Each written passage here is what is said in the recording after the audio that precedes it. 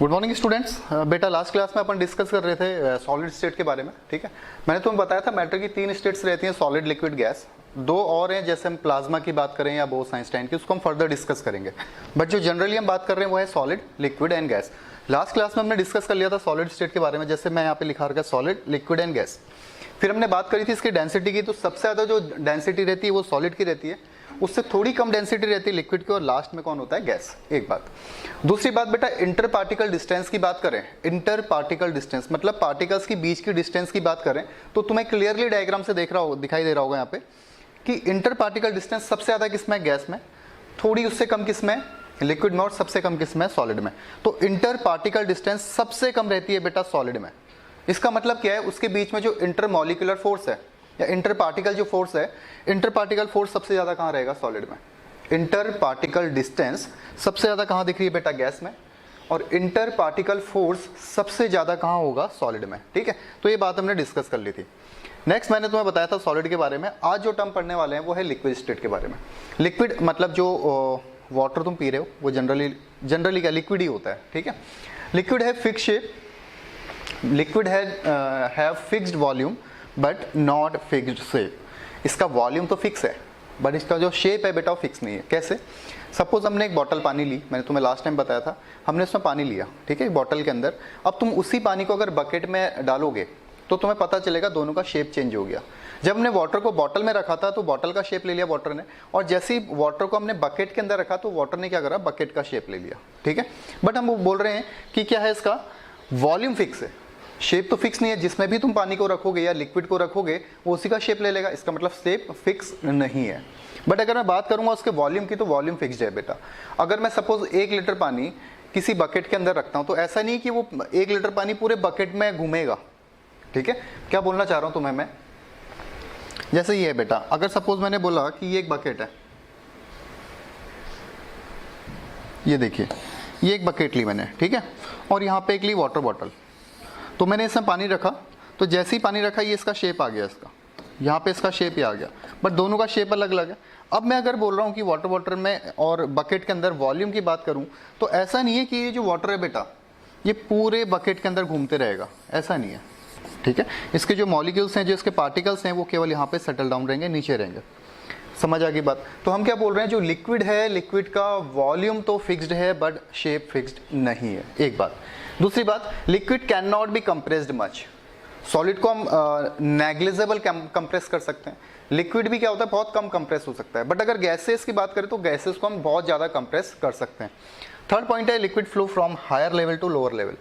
अगर पानी तुम ऊपर से गिराओगे तो ऑब्वियसली बात है नीचे आएगा। फिजिक्स के अंदर तुम पढ़ रहे होगे, ग्रेविटी के बारे में पढ़ा होगा कहीं ना कहीं। तो पानी क्या है या लिक्विड क्या है, फ्लो करता है higher level to lower level.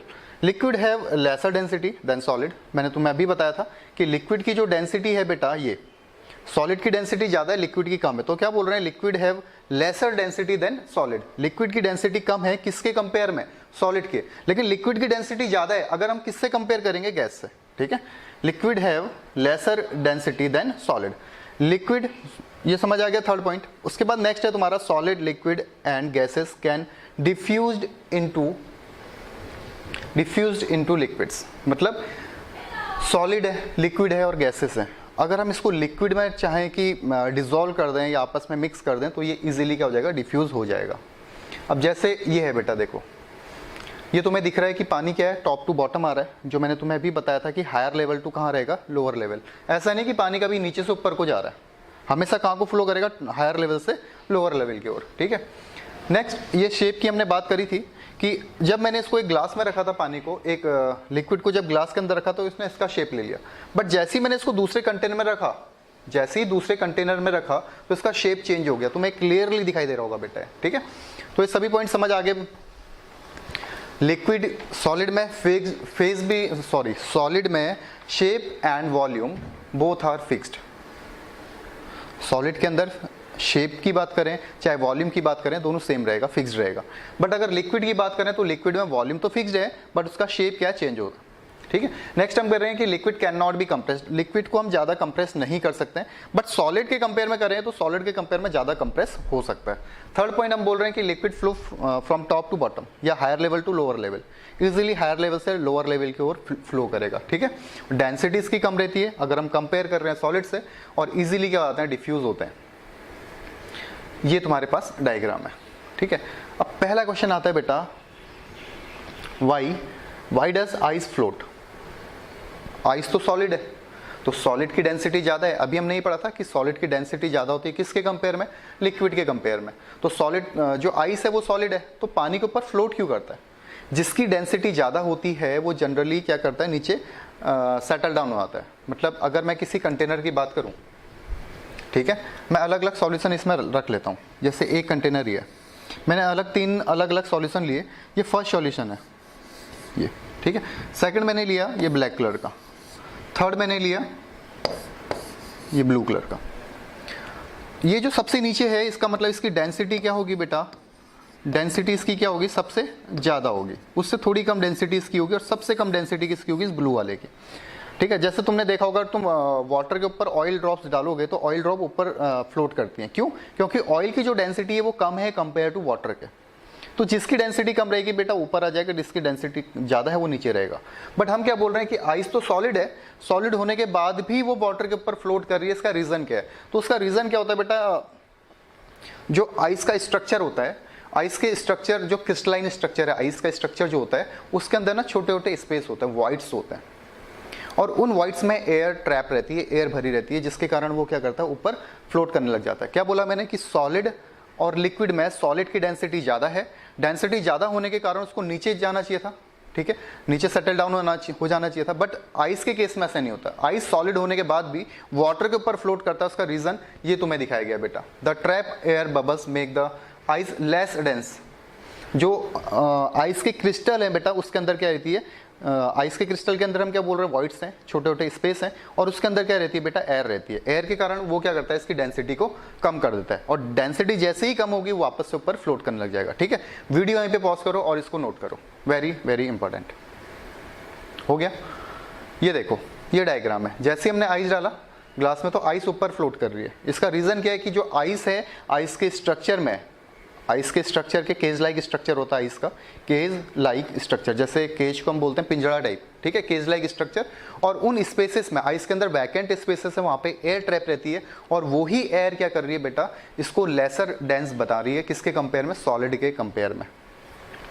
फिर है next gaseous state. Gaseous state में हम क्या बोल रहे हैं, सॉलिड में, अब देखना, सॉलिड में shape and volume fixed, liquid में शेप वॉल्यूम फिक्स्ड है बट शेप फिक्स नहीं है। लेकिन जैसे हम गैस की बात करते हैं बेटा, गैस में ना वॉल्यूम फिक्स होता है ना, शेप फिक्स्ड होता है। क्यों? जैसे मैंने बोला कि एक कंटेनर लिया हमने एयर का, ठीक है, तो एयर के अंदर वो जो पार्टिकल्स हैं, गैस के जो पार्टिकल्स हैं, कंटिन्यू मूवमेंट करते रहेंगे। अगर मैंने एक बॉटल में एयर ली है, ठीक है, और उसी एयर को मैंने निकाल दिया, रूम पे रख दिया, तो पूरे पार्टिकल्स क्या हो जाएंगे, पूरे रूम पे आ जाएंगे। जैसे हम क्या बोल रहे हैं कि 1 लीटर अगर हम पानी लेते हैं, उसको हम बकेट में रखें, चाहे कहाँ रखें बेटा, बॉटल में रखें, तो ऐसा नहीं कि अगर 10 लीटर की बकेट में हमने 1 लीटर पानी रखा तो पूरे बकेट में घूमेगी, ऐसा नहीं है। बट एयर के साथ ऐसा रहता है, गैस के साथ ऐसा रहता है। जैसी गैस ऑन होगी, या तुमने देखा होगा कभी थोड़ी देर भी अगर गैस ऑन रहेगी तो पूरे रूम पे स्मेल आने लग जाती है। क्यों? क्योंकि वो क्या करता है, पूरा स्पेस ऑक्यूपाई करने लग जाता है। इसका मतलब उसका जो वॉल्यूम है वो फिक्स्ड नहीं है, ठीक है। शेप भी फिक्स नहीं होता है। अगर हम उसको बलून में भरेंगे एयर को, उसका शेप अलग हो जाएगा, ठीक है। हम किसी और चीज़ में उसको यूज़ करेंगे, जैसे कंटेनर में रखेंगे तो उसका शेप अलग हो जाएगा। तो गैस का ना शेप फिक्स्ड है ना वॉल्यूम फिक्स्ड है, पहला पॉइंट। दूसरा, गैसेज आर हाईली कंप्रेसेबल। गैसेज बहुत ज़्यादा कंप्रेसेबल होती हैं। तुमने एक बलून में एयर रखी और उसको कंप्रेस करो, ठीक है, तो बहुत ज़्यादा कंप्रेस होएगी। अब उसी बलून के अंदर तुम एक डस्टर रखो या पेन रखो, उसको कंप्रेस करो, कंप्रेस नहीं होगा, ठीक है। तो सबसे ज़्यादा कंप्रेसेबल अगर हम बात करेंगे, सबसे ज़्यादा कंप्रेसेबल होती है गैस, उससे थोड़ी कम कंप्रेस होती है लिक्विड, और सबसे कम कंप्रेसेबल रहती है सॉलिड। गैस है वेरी लो डेंसिटी, गैस की डेंसिटी बहुत ही कम है। मैंने अभी डायग्राम में दिखाया था, इसके जो पार्टिकल्स हैं वो क्या रहते हैं, एक दूसरे से बहुत दूर रहते हैं। गैसेस का इंटर पार्टिकल स्पेस क्या होता है बेटा, बहुत ज़्यादा होता है। इंटर पार्टिकल स्पेस ये क्या रहेगा, इसमें बहुत ज़्यादा रहेगा। इसका मतलब गैसेस में इंटर पार्टिकल फोर्स बहुत कम है। फोर्स का मतलब पता है ना, ये दोनों पार्टिकल्स एक दूसरे को जितने तेजी से अट्रैक्ट करेंगे उसका फोर्स उतना ज़्यादा होगा। तो बहुत दूर दूर है, इसका मतलब इसका फोर्स क्या है, कम है बेटा। सबसे ज्यादा इंटर पार्टिकल फोर्स कहाँ होगा, सबसे ज्यादा इंटर पार्टिकल फोर्स कहाँ रहेगा, सॉलिड में, ठीक है। तो इंटर पार्टिकल फोर्स क्या रहता है, इसका काफी कम रहता है, डेंसिटी बहुत कम होती है, gas flow gas easily flow कर जाएगी and diffuse into one to another, और इजीली क्या करेगी, आपस में इंटरमिक्स करेगी। डिफ्यूज का मतलब क्या है, इंटरमिक्सिंग ऑफ पार्टिकल्स। क्लियर है बात। तो हम क्या बोल रहे हैं कि गैस जो है इसका शेप एंड वॉल्यूम दोनों ही फिक्स्ड नहीं है। दूसरी बात हम कर रहे हैं कि ये क्या है बेटा, हाईली कंप्रेसिबल है। थर्ड पार्ट हम बोल रहे हैं कि वेरी लो डेंसिटी है। और फोर्थ हम बोल रहे हैं कि ये क्या करते हैं, आपस में इजीली डिफ्यूज हो जाते हैं। अगर हम दो गैस लें, जैसे हमें पता है कि ऑक्सीजन और नाइट्रोजन आपस में क्या है, इंटरमिक्स है, इंटरमिक्सिंग ऑफ पार्टिकल्स हैं, ठीक है। तो ये गैसेस क्या करती हैं, आपस में इजीली इंटरमिक्स हो जाती हैं। तो ये है इसका गैसेस स्टेट का। अब देखो, अगर कंप्रेसिबिलिटी की बात करी, मैंने इंजेक्शन टाइप देखा है सभी ने, ठीक है। ये उसके नीचे कॉर्क रबर टाइप लगी है, ये ऊपर पिस्टन है, मैंने इसमें चॉक पाउडर रख दिया। अब मैं इसको अगर कंप्रेस करूँ तो ज़्यादा कंप्रेस नहीं होगा। अब इसी की जगह मैंने क्या करा, सेकंड पार्ट में वाटर लिया, ये नीचे कॉर्क लगा रखा है, इसको कंप्रेस करूंगा तो थोड़ा ज़्यादा कंप्रेस होएगा। किसके कंपेयर में, सॉलिड के कंपेयर में। बट जैसे ही मैं अगर लूंगा एयर को, तो एयर हम बहुत ज़्यादा कंप्रेस कर सकते हैं। सबसे ज़्यादा कंप्रेसेबल कौन रहेगी, एयर रहेगी। ये उसका डायग्राम है बेटा, ठीक है। सबसे पहले हमने क्या लिया, चॉक पाउडर, मतलब सॉलिड फॉर्म में लिया। उसके बाद हमने क्या लिया, वाटर लिया, लिक्विड, उसके बाद लिया एयर। तो सबसे ज़्यादा कंप्रेस किसको करेगा, पिस्टन, एयर को, ठीक है। ये कंप्रेसिबिलिटी का एग्जाम्पल है। अब एक क्वेश्चन तुमसे आता है कॉम्पिटिटिव एग्जाम में, अगर तुम तैयार हो रहे बेटा IGSO के लिए, आगे फर्दर एग्जाम दोगे NTSC का, ठीक है। तो वहां पे क्वेश्चन पूछाएगा काइनेटिक एनर्जी के बारे में। किसी भी पार्टिकल के मोशन के कारण, ये फिजिक्स के अंदर पढ़ा होगा तुमने, किसी भी पार्टिकल के मोशन के कारण जो भी उसमें एनर्जी है वो क्या कहलाती है बेटा, काइनेटिक एनर्जी, ठीक है। क्या बोल रहे हैं, it is the energy possessed by body due to its motion. Motion के कारण किसी भी बॉडी में अगर एनर्जी आ रही है, वो किसके कारण है बेटा, वो एनर्जी क्या है, kinetic energy. Kinetic energy of an object increases with speed. हम क्या बोल रहे हैं, मोशन के कारण क्या है, काइनेटिक एनर्जी। मतलब जिस भी पार्टिकल का मोशन जितने तेजी से होगा, जितने तेजी से मूवमेंट करेगा, उसका काइनेटिक एनर्जी उतना ज्यादा होगा। मतलब स्पीड अगर ज्यादा है तो काइनेटिक एनर्जी क्या होगी, ज्यादा होगी, ठीक है। दूसरी बात, मैंने क्या करा, एक कंटेनर लिया, ठीक है। एक कंटेनर लिया मैंने, और इस कंटेनर के अंदर पार्टिकल है बेटा, ठीक है। इस कंटेनर के अंदर पार्टिकल है, मैंने क्या करा, इसको हीट देनी स्टार्ट करी। जैसे ही मैं इसका टेम्परेचर इंक्रीज करूंगा, तो टेम्परेचर से क्या होगा, ये पार्टिकल्स दूर दूर जाएंगे, ये पार्टिकल्स की डिस्टेंस बढ़ेगी, ठीक है। ऐसा ही होता है ना, हमारे पास आइस था, आइस को हमने जैसे टेम्परेचर इंक्रीज करा, लिक्विड हो गया। लिक्विड को वापस से तुमने टेम्परेचर इंक्रीज करा, पानी का अगर तुम गर्म करना स्टार्ट करोगे वाटर को, तो किस में कन्वर्ट होता है, वाटर वेपर में। इसका मतलब क्या था, सबसे पहले सॉलिड था, फिर लिक्विड में आया। लिक्विड में आने का मतलब क्या, पार्टिकल्स थोड़ा डिस्टेंस में आ गए, फिर और तुमने हीट करा तो और ज्यादा डिस्टेंस में आगे किस में कन्वर्ट हो गया, वाटर वेपर में। इसका मतलब जब हम टेम्परेचर इंक्रीज करेंगे तो ये पार्टिकल की जो डिस्टेंस है बेटा, ये बढ़ जाएगी। पार्टिकल की जो इंटर पार्टिकल डिस्टेंस है, ये बढ़ जाएगी, ठीक है। और डिस्टेंस जितनी ज्यादा होगी, पार्टिकल्स उतनी तेजी से मूवमेंट करेंगे, ठीक है। जितनी तेजी से मूवमेंट करेंगे, काइनेटिक एनर्जी उतनी बढ़ेगी। तो हम क्या बोल रहे हैं, अगर किसी भी पार्टिकल की स्पीड बढ़ती है तो काइनेटिक एनर्जी बढ़ेगी, एक बात। दूसरी बात मैं बोल रहा हूं कि अगर हम टेम्परेचर इंक्रीज करते हैं, तो टेम्परेचर इंक्रीज करने पे काइनेटिक एनर्जी क्या होती है, इंक्रीज। तो इसमें लिख सकते हो, kinetic energy directly proportional to temperature. Kinetic energy directly proportional to temperature, मतलब टेम्परेचर इंक्रीज करने पर तुम्हारी काइनेटिक एनर्जी भी क्या होगी बेटा, इंक्रीज होगी, ठीक है। लिख लो इसको। What is the effect of temperature of kinetic energy? Temperature is directly proportional to kinetic energy. It is the temperature increase, then kinetic energy of the particle also increased. ये मैंने लिखा है, इसको लिख लेना। मैं वापस से बोल रहा हूँ, कॉम्पिटिटिव एग्जाम के लिए काइनेटिक एनर्जी काफी इंपॉर्टेंट है। तुमसे पूछा जाएगा, अगर हम किसी पार्टिकल को एनर्जी प्रोवाइड करा रहे हैं, तो उसकी काइनेटिक एनर्जी में क्या फर्क पड़ने वाला है, क्या डिफरेंस दिखेगा। तो एनर्जी मिलने पे या टेम्परेचर मिलने पे उस पार्टिकल की काइनेटिक एनर्जी क्या हो जाएगी बेटा, इंक्रीज हो जाएगी, ठीक है। चलो, आज का तुम्हारा जो होमवर्क है वो ये है, difference between solid, liquid and gas.